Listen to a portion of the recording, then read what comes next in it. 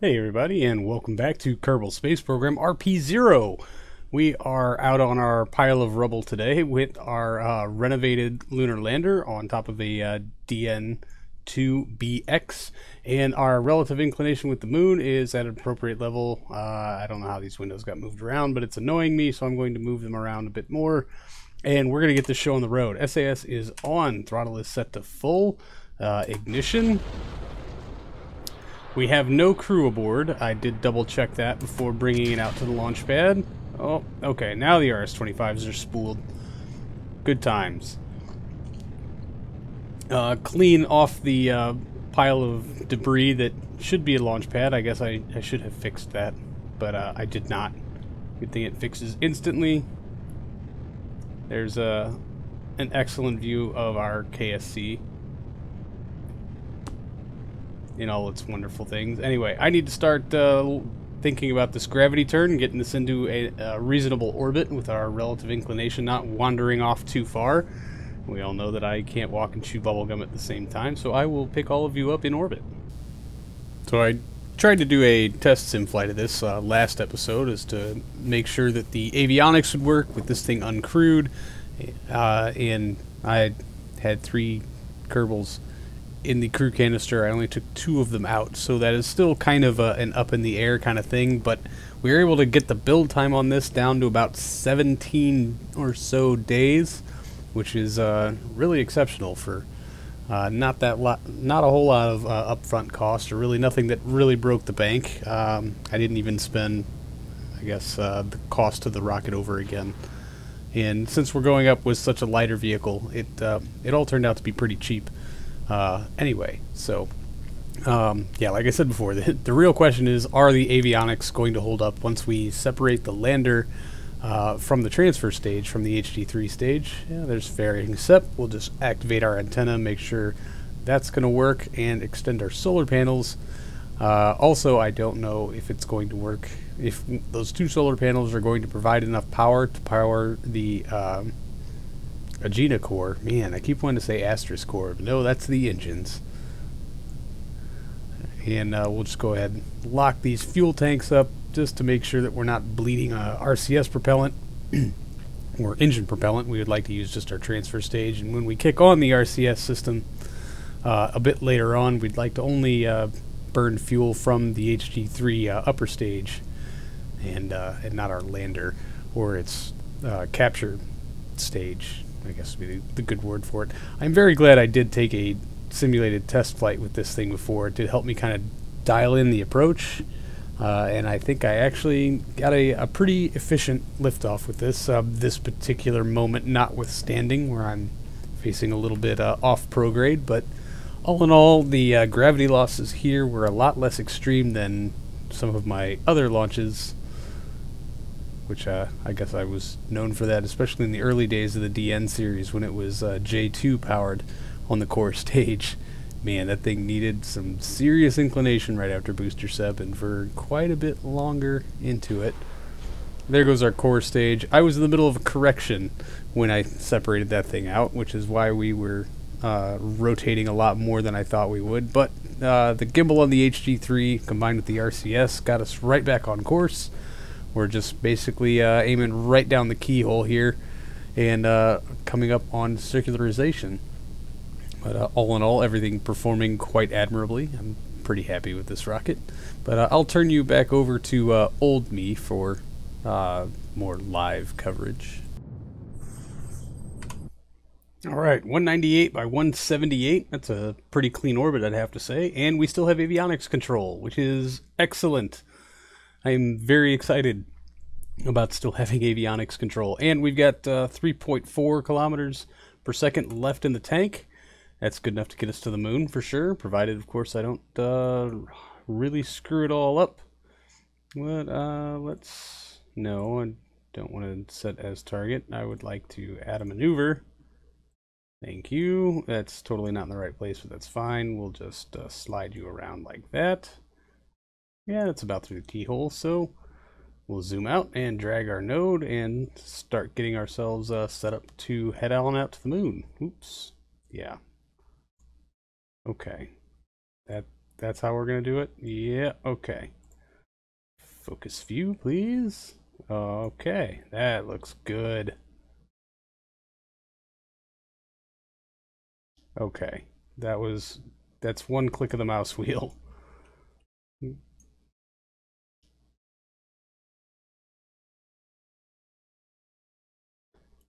Yeah, let's... Okay, or not. That's fine. There. That looks... yeah, I mean, it's not actually any better, but we'll make a course correction after we're on our way, once it has decided for certain that that's where we are going to go. Alright, I can't read when the node is. The node is in 35 minutes. The burn should take 4 minutes, that's all. Really? Okie dokie. I'm alright with that. And we got a relative inclination down to 0.22 degrees. That's not actually going to do us any favors.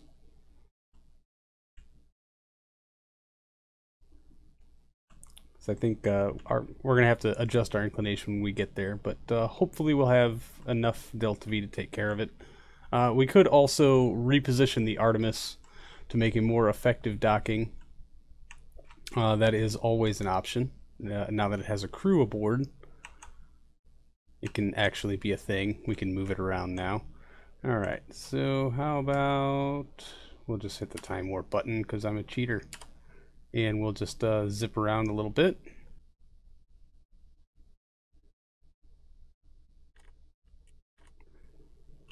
Alright, we are 2 minutes out. We need to ullage this HG3.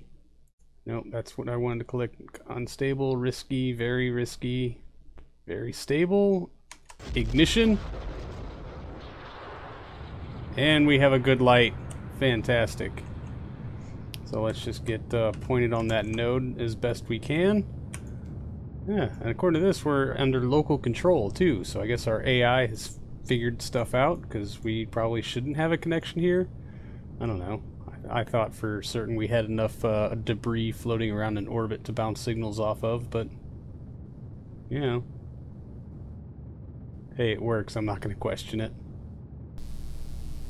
So I guess the same glitch that has been kind of prevalent before is still in effect, where you get not only avionics control through a crewed module that has no crew in it, but also you get to bypass the remote tech system, which will give you full control even when you don't have contact, just by virtue of having a crewed capsule attached, even if there's no one inside to operate it.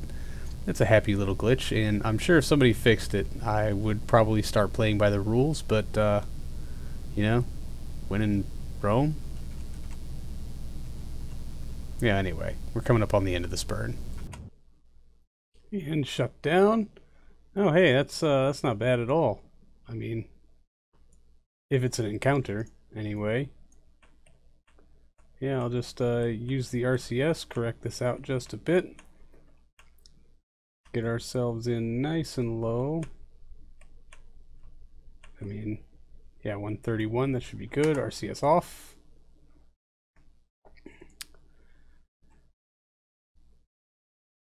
Yeah, well, actually, RCS back on. I would like to just go ahead and slam this stage into the moon so we don't have the debris. So let's back it up just a bit.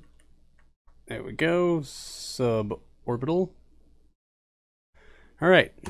And now is, I don't know, the defining moment, I guess, in which we will see if we retain avionics control once we ditch this stage and its core. Here we go. Decouple. All right. I had no warning. So we'll just pull ourselves away a little bit. Switch back out to the map view. Yes, we have avionics. I think, or at least these buttons work. That's what matters. Come on, let me make a node. Let me make a node. See if we can catch it on the time warp. No, we cannot. Oh, that's awesome, but I don't know. The altitude is appropriate, I guess. We're going to try to come into a very eccentric orbit. That's the word I was looking for, eccentric.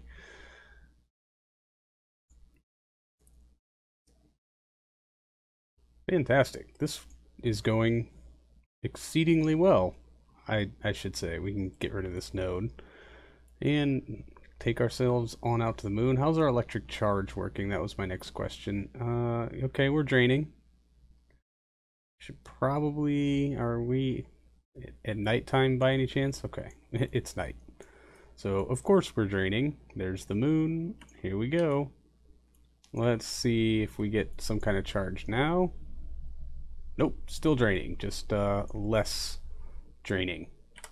So I'm going to orient ourselves around, try to get these panels into the sun. I don't know if they're going to be sufficient to power everything or how much this is going to really screw up our telemetry. Almost there. Yes, charging. Time warp. Check the map. How much did that screw us up? Oh yeah, we don't have the encounter anymore. Obviously. Rotating 45 degrees on a single axis has deprived us entirely of our rendezvous with the moon. I'm sure that's actually a thing.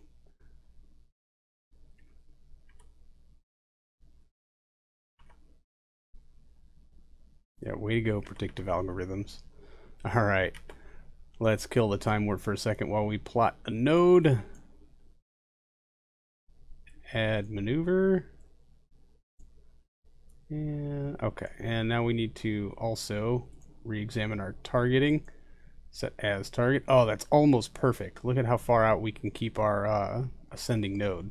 142 degrees though. That's just fine. Alright, and this capture maneuver will only take 338 meters per second, and then we'll come out here, we'll make a plane change, and then we will circularize our orbit. So that's our steps for the day. Let's go ahead and now we're going to wait to face into the node because otherwise it's going to screw us up a whole bunch. 13 or so hours of just steady falling. Are we orbiting? Oh no. That's going to cost some fuel. We are orbiting opposite our target. That was dumb. Well, I hope we have the fuel to fix it. Because, well, we're here now.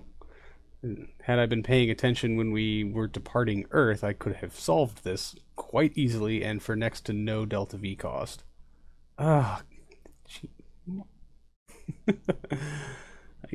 I just can't stop screwing things up, huh? Well, you know, par for the course. Oh, node's in 2 minutes. Whoa, whoa, whoa. We need to do some things and stuff, like now. Activate engine. Good thing we have local control from the nobody on board, which is evident because all of our life support supplies are still completely intact. No big deal. Ullage. Ignition. Whoa, whoa, whoa, whoa, whoa, whoa. Oh, maybe that's just inertia. I thought that gimbal would have way more of an effect. It did not. And honestly, I'm going to kill this burn the second we are captured, because we have one hell of a plane change to take care of.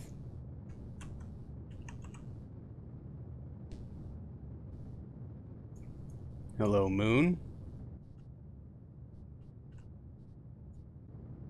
Yeah, our thrust to weight ratio is kind of sad. But hey, it's working. Probably a little more effectively than the previous missions, but we're just not going to talk about that. Which means, of course, everybody's going to talk about it. Yeah, not one of my prouder, more shiny moments, but I will blame being wrapped up in finals as for why I really just can't get my stuff together. But feel free to make fun of me.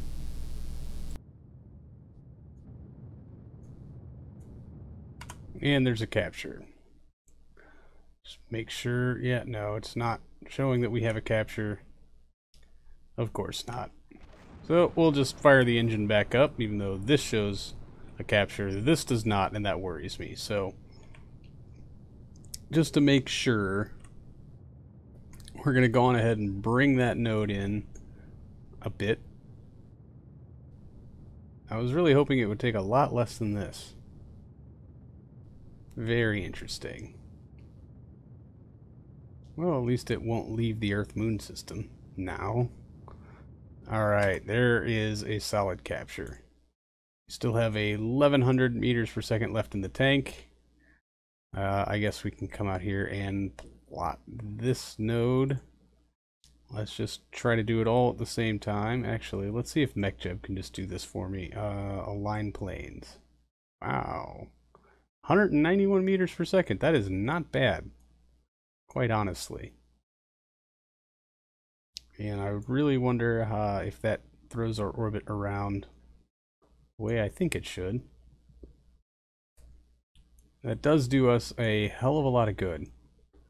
I guess we'll just watch this relative inclination and see if it's going down or up. But we've got 25 hours until we need to make this correction. It is not near as bad as I thought it was going to be. But, I don't know, I guess that's what happens when you do things way, way out in the middle of, you know, way out there'sville. So basically we're going to go half an orbit, we're going to stop, we're going to turn around, and we're going to adjust our plane all in one fell swoop, which is kind of nice. So we'll just warp out our 20 some odd hours.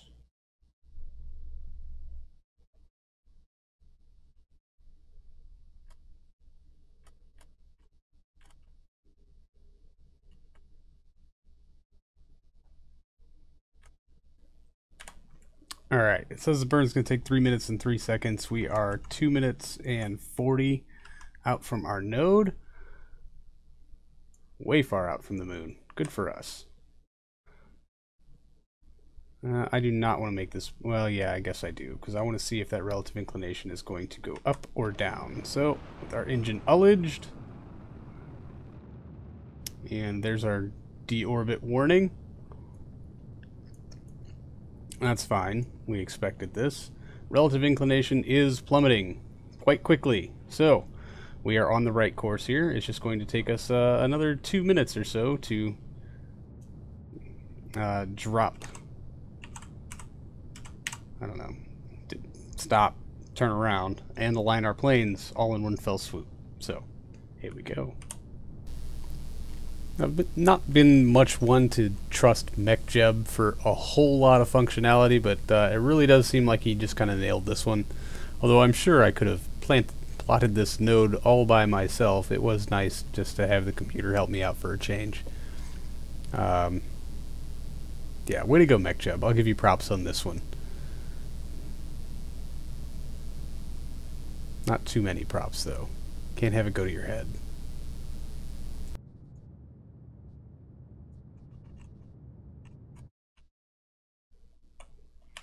Alright, I shut down the engines just a little early. I'm going to try to walk this in on RCS. It's a little bit more predictable that way. Down to .14, .13. Node is running away from me. No big deal. .1, .9.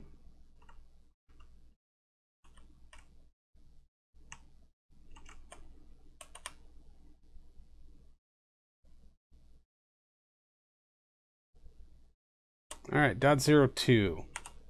I'm going to say that's plenty well and good enough for me. So let's add a maneuver here at our periapsis and hit the brakes and see what kind of delta V we're looking at to get in a reasonable... Was that a close encounter? Oh, hey. Look at you.